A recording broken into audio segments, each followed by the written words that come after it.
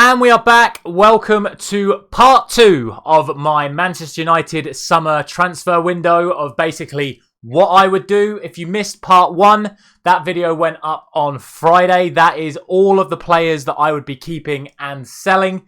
Today's video is now the players that I would want Manchester United to sign this transfer window. And we'll talk about some of the other players that we have been linked with, who I think we should be signing, who I think we should be avoiding, and a couple of others as well that we've been linked with that I think are just quite frankly completely unrealistic. Before we get into it, as always, if you enjoy this sort of content, let me know by dropping a like on the video, and of course, subscribe to the channel if you are new around here. We will be back with daily predictions once all the international games start. And let me know before you even get into this video who you would like to see Manchester United sign in this transfer window, what your ideal summer window would look like. And like I say, just let me know in the comments everything you think that is going to happen. What I'm going to do is I'm going to take the available budget that the Glaziers have said to Erik ten Hag that he can have this summer. That is a budget of 100 million. Now, obviously, with the new ownership still up in the air, that number could change one way or another. But I'm just going with the 100 million that we have currently been told that we are going to be getting.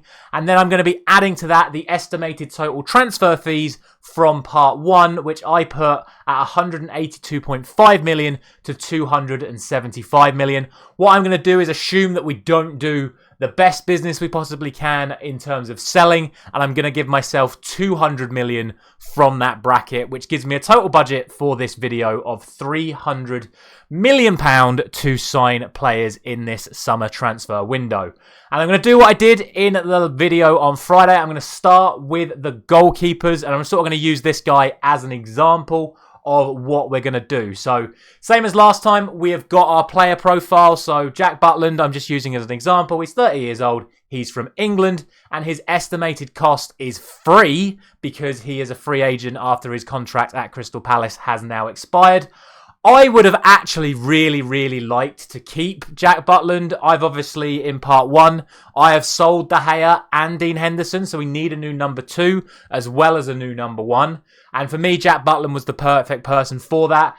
From what I've read, he's had a really positive influence on the dressing room, but unfortunately, he has already decided to go play for Rangers, which, do you know what? Fair play to him. He's a good goalkeeper. He deserves regular first-team football, and Scotland might just be the right fit for him. So unfortunately, my verdict on Jack Butland is too late. So you sort of get the idea from that how we're going to do this, and let's just get into the more serious suggestions, starting with the man that we have been linked with incredibly heavily in the last 24 hours, and that is Mr. Jordan Pickford, who apparently we are touted at 30 million to sign Jordan Pickford. And do you know what? I'm just not going to say anything, and I'm going to let my friend Steve sort this one out for me.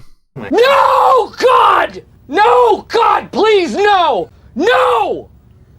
No! I don't think I need to say too much more on that. If you've watched my channel at any stage over the last year and a half, you know exactly my verdict on Jordan Pickford, what I think about him as a goalkeeper. And for me, for Manchester United, it is an absolute avoid Jordan Pickford. Please do not sign Jordan Pickford. I've not put up with 13 years of De Gea to be replaced by the man who I can't stand playing in goal for England. Next up, in terms of our transfer options, I've put Mike Maignan in there. Now, the reason I've done this is because it looks like Chelsea have started to open negotiations with AC Milan for Mike Maignan. When I initially came to doing this, I had him as a completely unrealistic option. I didn't think he would be available this summer. Apparently, the estimated cost is going to be somewhere between 50 and 75 million. Honestly, I think this is one of the top 3 goalkeepers in the world right now. So my verdict on Maignan would be sign, but only if he's available. If it becomes clear that AC Milan are willing to let him go, we need to be all over this deal and get Mike Maignan, because he is genuinely one of the best goalkeepers in world football. Exactly the sort of keeper we need at Manchester United right now. But I'm still a little bit hesitant. I still don't think that's a really realistic one. So that's why I've gone for sign if available. One of the names that has been seriously touted for us is this man, Diogo Costa, 23 years of age. Porto have set a price of around 60 to 70 million euros, hence why I've put it as 50 to 60 million pounds. For me, I think he's a good goalkeeper. I think he's a very talented young goalkeeper. But from what I saw at the World Cup and some of the performances in the Champions League, I don't think he's the finished article yet. And to make a massive money move to Manchester United at Old Trafford, where pressure on goalkeepers is so high, I just don't think he's the right man at this point in time. Maybe in 2 or 3 years' time, maybe he moves to, another major league club, maybe not one of the top ones, but, something like a Bayer Leverkusen, something like that. One of those sort of level teams. He can continue to improve on his performances, then maybe we'll talk about Diogo Costa in a couple of years. But for me, right now, Diogo Costa is an absolute avoid. Next on the list, I've gone for Emi Martinez. And I would genuinely say, up until 2 weeks before the end of the season, Emi Martinez was at the top of my list. It looks like Aston Villa are willing to let him go. He is demanding Champions League football because he's now a World Cup winner. But 2 things have sort of worked against him. The first of which is that he has got a bit of an attitude problem. And at Manchester United right now, we're trying to avoid players with attitude problems. That's one of the reasons why I got rid of Dean Henderson in the first place in last week's video. So that's the first reason why I'm going for a void on Emi Martinez. The second reason I'm going for a void on him is because of this man, which is David Raya, whose estimated cost is 30 to 40 million. It looks like Brentford are going to demand that 40 million, even with 1 year left on his current contract. However, my verdict on him is sign. He is my number one choice. He is the future of Manchester United, in my opinion, if we get that deal for him done. 40 million for a goalkeeper at age 27 with all of the attributes we need for the style of play that Erik ten Hag wants to play, for me, is an absolute no-brainer. Pay the 40 million. Get David Raya. He is 2-footed. He is tall. He made the most saves of any Premier League goalkeeper last season. He is fantastic playing out from the back. Long passes, short passes, any of it. 27 years of age. He could be the Manchester United goalkeeper for the next 8 to 10 years. He is absolutely the number one choice for me. And for 40 million, I think that's an absolute bargain. And so for me, my top goalkeeper choice is David Raya.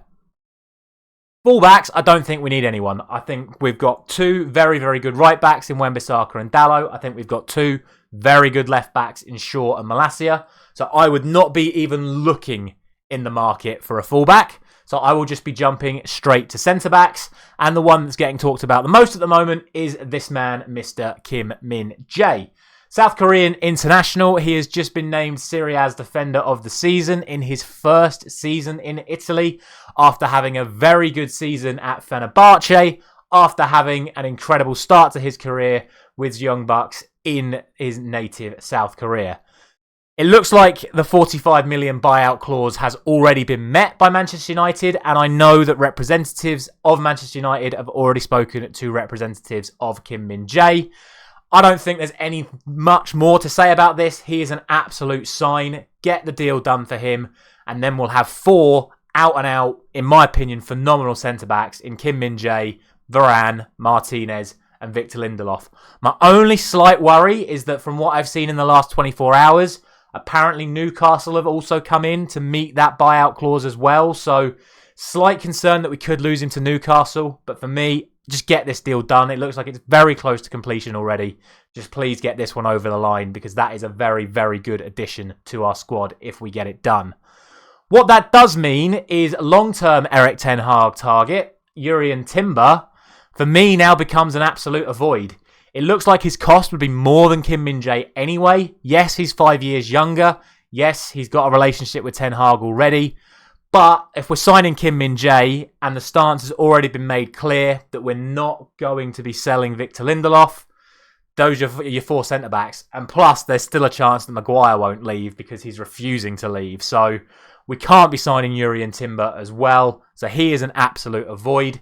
If I were to sign one extra centre-back, I know we've been linked with Disasi in the last few days as well. I'm not too convinced on him yet. I know he's got a good reputation, but I'm yet to see him play. That's why I've not included him in this video. Someone that I have seen play and has performed very well every time I've seen him play is this man, Armel Bella-Kotchap from Southampton. Now, I know they got relegated, and I know that they finished bottom of the league. But he's 21 years old. He's German. He's 6'4". He's very, very quick, very physical, two-footed. And like I say, every time I've seen him play, I've been impressed. And I just think he's the sort of signing that we could get our hands on. 15 million, I reckon, max would be the cost for him. He's just been relegated to the Championship. I know already there's a lot of German clubs looking at him, and those are the sort of figures that are being touted for him. If I'm Manchester United, I'd definitely take a chance on this guy. There'll be opportunities for him to play across the different competitions this year. But if not, if we think he's more of a long-term project, then sign him and then potentially loan him back out. Maybe that's back to Southampton to help them get back into the Premier League. Maybe that's to a bottom half or relegation threatened club in the Premier League. Again, potentially Luton Town. I'd love to see Bella Kotchap in Luton Town's back three. But I just think that'd be a smart move for Manchester United. Let me know your thoughts on that one in the comments. Whether you'd rather see Bella Kotchap or Disasi as our fifth choice centre-back option. For me, it has to be this man. I think he's got a real future at the top level. And I think it would be a very good opportunity to pick him up right now. That is it for the defence. We now move on to midfielders, and we cannot talk about midfielders without starting with the man that everyone is talking about at the moment, and that is Mr. Declan Rice. Now, obviously, if you said, Ryan, would you like to sign Declan Rice for Manchester United? The answer is yes, 100%. I would do anything to see Declan Rice in a Manchester United shirt, after sorting out the other positions that are a priority. And unfortunately, the 120 million cost it would take to sign Declan Rice, even if you're including one, maybe two players in the transfer fee as well, I just don't think we can afford to put that much money up for a position that we don't necessarily need urgently right now. Also, given the fact that Bayern Munich are very, very strongly interested and have held talks with Rice's representatives, and the fact that Arsenal are the current frontrunners and Declan Rice doesn't particularly want to leave London, I'm just classing Declan Rice as unrealistic. I would love to see it happen. I just don't see it being something that's possible this summer, which is a real shame because this is the summer to get Declan Rice. I just think unless we can sort out our other positions very, very quickly, he will be gone before our opportunity to strike comes in. So, sadly for me, Declan Rice is just completely unrealistic. Another man that is getting talked about with a lot of Premier League clubs is Moises Caicedo. And two reasons why I'm not going to go for Caicedo. One, I think he's too expensive, and that is my official verdict on him. I think 80 million for him is far, far too much. And secondly, we've already rejected him. We could have signed Moises Caicedo 3 summers ago for 6 million euros. Not pounds, 6 million euros. We deemed him not ready for the Premier League. Brighton snapped him up 2 seasons later. He nearly went to Arsenal for 70 million in January. He's now in talks with Arsenal, Chelsea, Liverpool and Manchester United over an £80 million fee. For me, again, that's just far too expensive. Quality player, the sort of one that we need, but I just don't think it's one that really we can really realistically go for. So I'm saying too expensive. If you disagree with that, again, let me know. But I am staying away from Moises Caicedo. He's just a little bit too expensive in my opinion. This man, however, I think is exactly what we need. João Palhinha, he's had a phenomenal first season in England. I've not seen him have a bad game for Fulham or for Portugal. Rumours around a 45 million buyout clause are sort of up in the air at the moment. I've seen some reports saying that he does have a 45 million buyout clause, some reports saying that he doesn't. He signed a big contract with Fulham, so he is going to command a reasonable fee. But we already know that Fulham are interested in Fred. So what I would be doing is be using Fred as a bit part in the signing of João Palhinha, which is why my verdict is sign using Fred.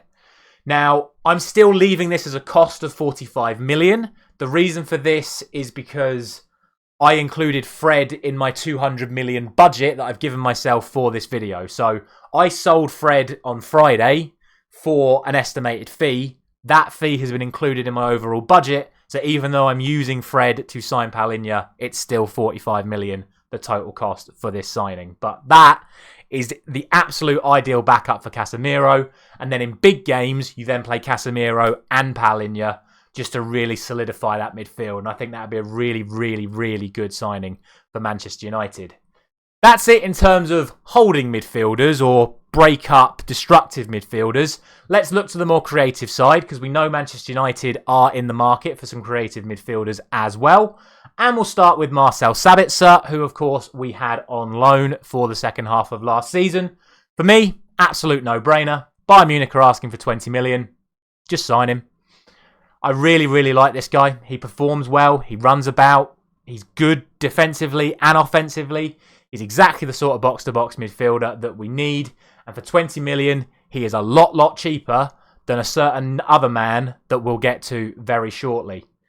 The next person I'm going to put on here is Erkan Koşku. Now, if you don't know who this guy is, I'm going to put you out your misery straight away, because the verdict on this guy is too late.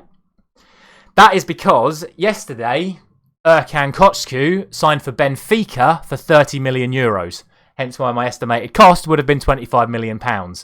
When I originally put this video together, I had Koşku as a sign. I would have absolutely snapped Feyenoord's hands off for 30 million euros for this kid.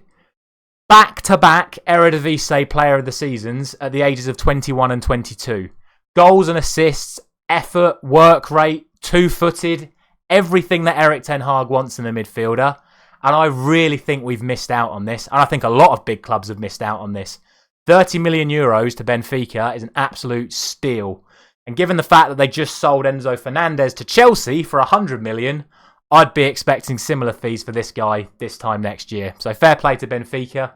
Great bit of business from them. And sadly, for me and my video, Manchester United have missed out. Which brings us to this man, Mr. Mount. Mason Mount, who for his entire career in English football, since he burst onto the scene on loan at Derby under Frank Lampard, I've had mixed opinions about Mason Mount. My biggest put off is that 70 million price tag that Chelsea are demanding. And again, this is where you can sort of be a little bit smart about using the players in your squad. We know that Chelsea are interested in Harry Maguire. We could potentially take 30 to 40 million off of Mason Mount's transfer fee using Harry Maguire, and then we get Mason Mount for a lot cheaper. He has a lot of attributes that suit the style of play that we want to play, and I know that he is a player that Erik ten Hag wants. So with that said, I will accept that we should probably sign Mason Mount. But like I said with Declan Rice, right now, that is not a priority signing. And I will be very, very annoyed if we spend £70 million on Mason Mount and that is our first signing. Because right here, right now, we do not need Mason Mount before we need a striker, before we need Kim Min-jae, and certainly before we need a goalkeeper. So I'd get this deal done, don't get me wrong, but not yet. Hold off on Mason Mount and wait until our other problems have been sorted, and then we'll get Mason Mount at the end of it. So I will sign him eventually, but I don't want to sign him right here, right now. That is because we desperately need a striker. And the first man I will talk about, I am not even giving a slide to, and that is Wout Weghorst, because we are not signing Wout Weghorst on a permanent deal, like I would have signed Sabitzer, and like I would have signed Jack Butland. Weghorst is an absolute no, and he's not even getting a slide.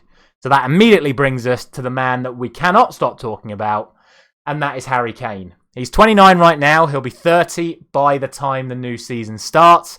His estimated cost is £100 million, but that is only to a foreign club because Daniel Levy flat out refuses to sell Harry Kane to another Premier League club. Therefore, as much as my verdict wants to be sign Harry Kane, it has to be unrealistic. It's just not going to happen. And that really, really upsets me because not only am I a massive Manchester United fan, you can still see the kit in the background slightly. My top priority is England. And I always want the English players to do well. Even when I wanted Manchester City to lose the Champions League final at the weekend, I was still cheering on Phil Foden after that turn and run through on goal because I want the English players to do well. I don't want to see Harry Kane's career wasted at Tottenham Hotspur. He deserves a move to a top-level club. I want that club to be Manchester United, but it's just not going to happen this season. And I don't think it's going to... Oh, it might happen next season if he chooses to stay at Tottenham. I hope he moves to Real Madrid if we don't sign him, because, again, he deserves so much more than what he's been getting at Tottenham. But, unfortunately, we're not going to get Harry Kane, which means that we need to start looking elsewhere to pick up some other strikers, which then brings us to Victor Osimhen. 24 years of age, Nigerian, one of the top goal scorers, if not the top scorer in Serie A last season. I'd need to check that. I don't know that off the top of my head. We, of course, have already spent 45 million on Kim Min-jae by this point from Napoli, and we know that Napoli are demanding 125 to 150 million for Victor Osimhen. Now, again, you could do things along the lines of you can have Martial and someone else and some money. But I just don't trust players coming from the Italian league. I really don't. So if they're asking for 125 to 150 million for Victor Osimhen, that's too expensive. I just don't know if he can back up the goals he's scored this season in the Premier League. And I don't want us to spend that much money on who, in my opinion, is an unproven striker. It didn't happen for him in the Champions League when it counted, and I'm not sold on it. If it was 75, 80 million, I'd be a bit more interested. But for 125 to 150 million, no way. Absolutely no way. Stay away from Victor Osimhen. He is far too expensive. The man I would be signing is Evan Ferguson of Brighton. And this is another reason why I'm avoiding Caicedo, because we cannot afford to give Brighton 150 million in one window. He's just signed a new 5-year deal, and the estimated cost of Evan Ferguson is around £70 million. Pay it. He's that good. I am utterly convinced that this kid is the real business. He scored, I think it was 9 or 10 goals in his debut season at the ages of 17 and 18. He's going to be 18, turning 19 during the course of this season. But I think he's ready to play regular first-team football at a top-level club. And Manchester United, historically, are a club that makes these sort of signings.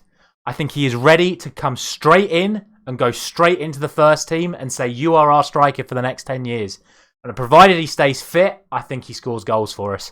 I really like this guy. I think he is an absolute top-level player. And I don't think he'll be at Brighton at the end of next season. Or should I say, at the start of next season. So summer 24, he will be leaving Brighton. I think you sign him now before he costs even more next summer. Because he's going to score goals for fun for Brighton this season coming up. So for me, you absolutely 100% sign Evan Ferguson right here, right now. He is the man to lead us to the next level going forward. The last man I'm going to talk about is Rasmus Højlund, or the B-Tech Haaland, shall we say.